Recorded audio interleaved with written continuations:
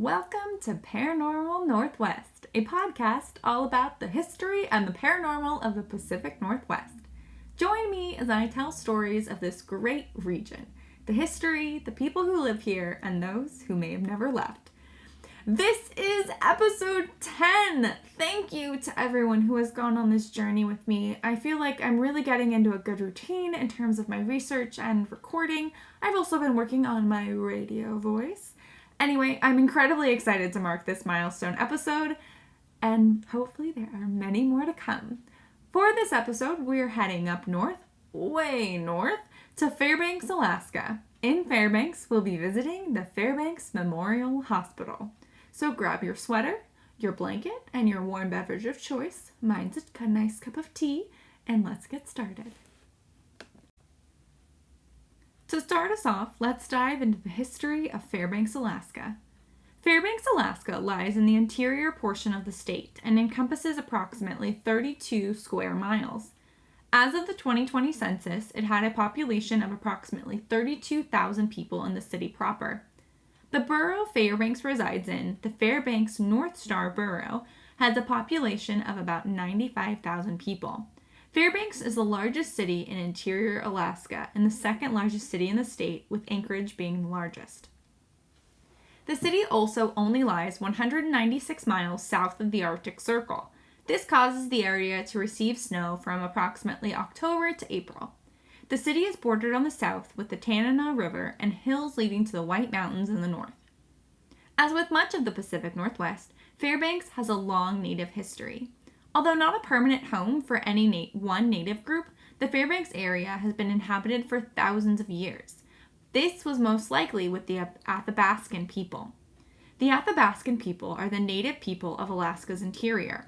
They lived along the many inland rivers of the region and were excellent hunters and fishers.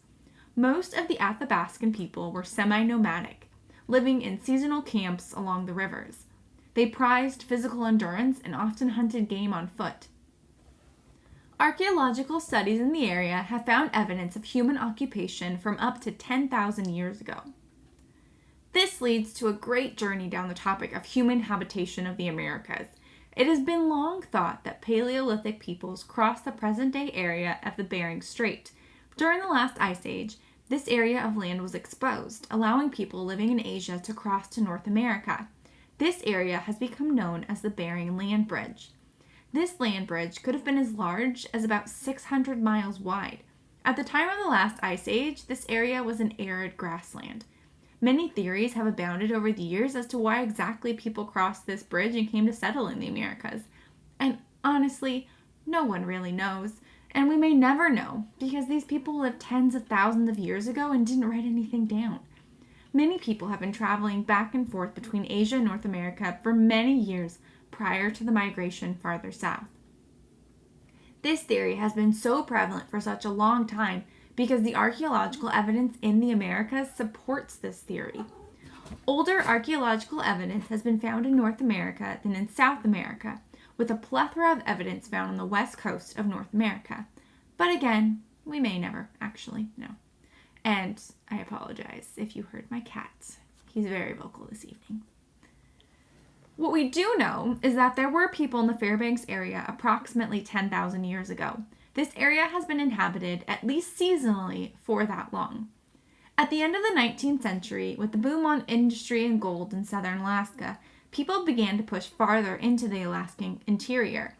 The gold strikes of the Klondike brought one Midwesterner to what is now Fairbanks.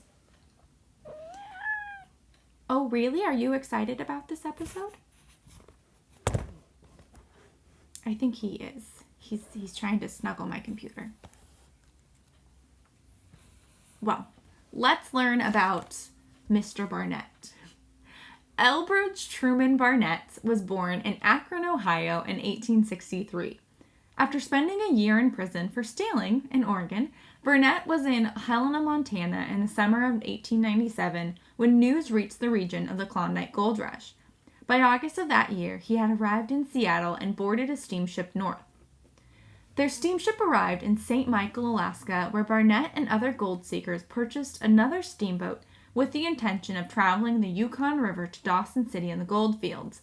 If you recall from our Skagway episode, those with money traveled by steamboat along the Yukon River, while most people made the more perilous overland journey to the gold fields. Unfortunately for Barnett and those with him, their steamboat venture was ill-got. They didn't make it to Dawson, as they were plagued by technical difficulties and even a fire, causing them to abandon the steamboat. But Barnett pushed on by dog sled to Dawson, where he found that all of the creeks and rivers had been mined, and there was no gold to be found. Barnett found work in Dawson managing mining industries and became acquainted with an entrepreneur from Montana named John Haley. Haley envisioned a railroad connecting Alaska with a trading post in the center located on the Tanana River. Between 1898 and 1901, Barnett traveled between Alaska and Montana, ultimately traveling back up the Yukon in 1901 to establish the trading post. Barnett and his party didn't make it to the Tanana River crossing they had intended, ending up about 200 miles away along the Sena Slough. This party set up a temporary trading post that consisted of 2 buildings. These buildings were located in what is now Fairbanks. Barnett named the trading post Chenoweth City. The post was renamed in honor of U.S. Senator Charles Fairbanks shortly thereafter. In 1902, gold was found in the area. Barnett sent one of his employees, a Japanese immigrant named Jujiro Wada, to Dawson. Wada's mission was to tell of the discovery of gold and drive gold seekers to the Fairbanks area. The mission was successful, with news of the Fairbanks gold rush even being posted in the New York Times in January of 1903. Gold had been found in the Tanana Valley by Felix Pedro, an Italian immigrant who had befriended Barnett a few years prior. On July 22, 1902, Pedro found gold near Fairbanks. This led to the Fairbanks Gold Rush. The gold rush brought hundreds of prospectors to Fairbanks, many of whom had also been prospecting in Nome and other parts of Alaska. Eventually, the gold dried up, but many people stayed and continued to work for Barnett. Felix Pedro died on July 22, 1910 in Fairbanks, exactly 8 years after his discovery. In 1903, Barnett was appointed postmaster of Fairbanks. In November of that year, the city was incorporated. Despite not winning the majority of the votes, Barnett became the city's first mayor. Fairbanks continued to grow, and by 1906, the population was over 5,000 people. I know that doesn't seem very large, but that made Fairbanks the second largest city in Alaska at the time, with only Nome having a larger population. Fairbanks was ravaged by a fire on May 22, 1906, but the city was able to rebuild. Barnett's popularity declined and his business ventures were beginning to fail. In 1910, his wife moved to Washington State due to a difficult pregnancy and access to better medical facilities. In January of 1911, Barnett's bank, the Washington Alaska Bank, filed for bankruptcy. In March of that year, Barnett fled in the night with $500,000 of the bank's money. He was ultimately arrested and put on trial for embezzlement. However, he was found not guilty and had to pay a $1,000 fine. Barnett and his family left Fairbanks for good and settled in Los Angeles, where he died in 1933. Even after Barnett's departure, Fairbanks continued to grow and thrive. For years, it was the agricultural center of Alaska, and even today, agriculture is still prevalent in the Tanana Valley. However, this is not feasible year-long given the location and climate. Starting in the 1930s, the United States government began to build more infrastructure in interior Alaska. One of those was an increased military presence. Up until that point, there had only been one U.S. military post in Alaska, near Haines in the far north. However, as the 1930s continued, the United States was on high alert at the threat of imminent war. Beginning in 1938, the U.S. government acquired land south of Fairbanks to create Ladd Army Airfield. The first aircraft landed at the airfield in October of 1940. In 1941 and 1942, buildings were added to the site. The airfield was primarily used for testing until December of 1941. After the bombing of Pearl Harbor, all available aircraft were used in the war effort. Ladd Air Force Base was the initial hub for aircraft and resources that were fighting the Japanese in the northern Pacific and Aleutian Islands. During the Cold War between the United States and the Soviet Union, the airfield was the center of the Alaskan effort of the Cold War. By the late 1950s, at the dawn of the space age, defense funds were diminished, and Ladd Air Force Base was slated for closure. On January 1st, 1961, the base was taken under the control of the U.S. Army. It was renamed Fort Wainwright. The airfield is listed on the National Register of Historic Places, as well as was named a National Historic Landmark in 1985. Along with the airfield, the U.S. government continued to build the infrastructure throughout the state. This led to a population boom in Fairbanks that lasted through and beyond World War II. Today, the population of Fairbanks is approximately 32,000 people, and Fairbanks is also the home to the University of Alaska at Fairbanks. Now, let's step back to the early days of Fairbanks. As the population steadily grew in the early part of the 20th century, the people there built up the infrastructure of the growing city.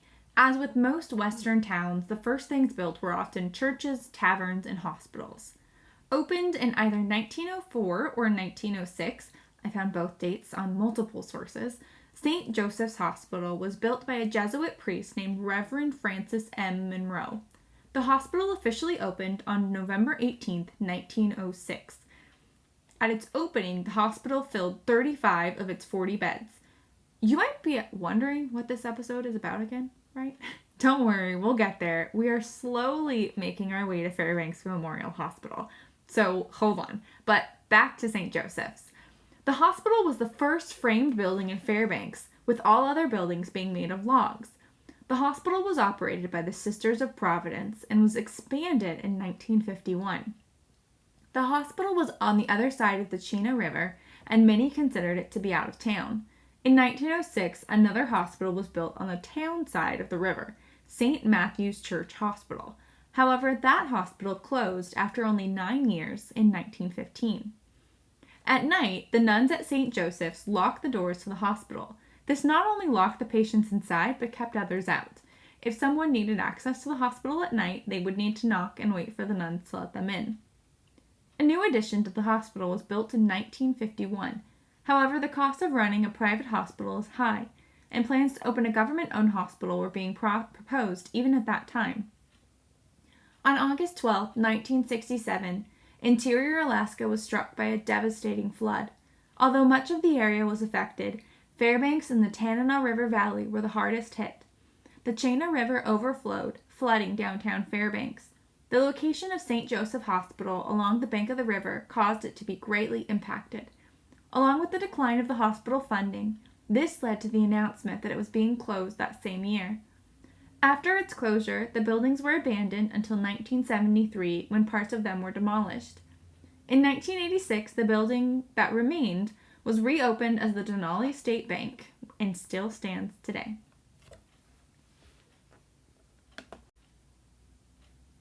With the closure of St. Joseph's, the need for another hospital was imminent. A group of investors and community members traveled across the country for funding, allowing the new hospital to be opened debt-free. Fairbanks Memorial Hospital opened in March of 1972 in Fairbanks. The hospital was a privately owned hospital owned by a group of investors on the Hospital Foundation. The hospital serves the entire Alaskan interior, an area of approximately 250,000 square miles and nearly 100,000 people. This includes the people living in the Fairbanks North Star Bureau, as well as the far northern isolated villages and those living off the grid. For many of these people, this is the only medical facility available to them. Even so, the hospital is filled with world-class physicians, providing the region with top-notch medical care. Now, on to the paranormal aspects of Fairbanks Memorial. Just like many other hospitals, this hospital has seen many births, deaths, and everything in between during its history. This may lead many, including myself initially, to believe that there would be many lingering spirits that reside within the hospital, but there really isn't. The paranormal aspects of the hospital are much more humbling and even, in my personal opinion, uplifting. Perhaps due to the history surrounding Fairbanks and its connection to St. Joseph's, the paranormal activity at Fairbanks Memorial Hospital tends to be a bit spiritual. In the pediatric wing of the hospital, the youngest patients appear to have more help in their journeys. In cases where an infant has been near death or even just extremely ill, there have been reports of mysterious spirits visiting the infants. Many have claimed that these spirits are in fact angels, doing their part to guide the young souls. There have also been reports of infants crying. However, when nurses or other staff go to investigate, they find that the rooms the cries were coming from are empty. However, the lingering spirits or angels that reside in and walk the halls of Fairbanks Memorial Hospital seem to be kind and positive.